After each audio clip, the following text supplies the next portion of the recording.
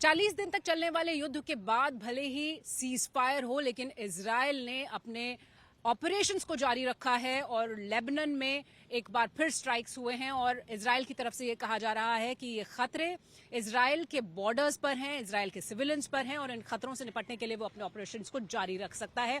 और इसके अलावा हमास के एक बड़े लीडर को खत्म करने का दावा भी इजरायल की तरफ से किया जा रहा है और हिजबुल्ला पर होने वाले हमलों को भी जारी रखा जा रहा है। जो लेबनान में इस वक्त एक बार स्थिति फिर से बहुत ज्यादा संवेदनशील हो गई है। वहां पर 31 लोगों के मरने की खबर है रिपोर्ट्स के मुताबिक, जबकि 40 लोग इजरायल की स्ट्राइक्स में घायल हुए हैं।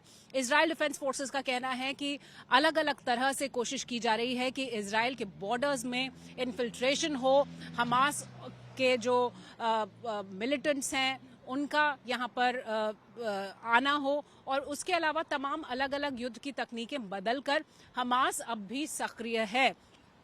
मोसाद के एक फॉर्मर ऑफिशियल से आज तक ने बात की इजरायल में।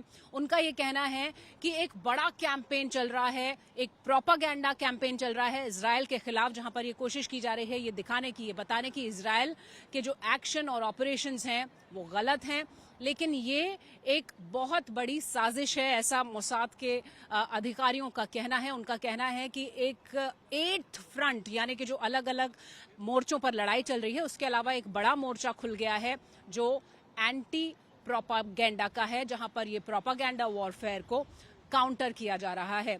मोसाद जैसी बड़ी एजेंसी और तमाम दूसरी एजेंसीज मिलकर लगातार इन खतरों से निपटने की बात कर रही हैं और वो ऐसा कह रही हैं कि दुनिया के तमाम देशों में खास तौर पर जो लोकतंत्र हैं उनको कमजोर करने की कोशिश की जा रही है एक अलग तरह के कैंपेन के जरिए। और इसलिए जरूरत है कि तमाम वो देश जो लोकतंत्र में विश्वास रखते हैं और उसमें भारत भी शामिल है, उन सबको मिलकर काम करना होगा इस बड़ी साजिश के खिलाफ।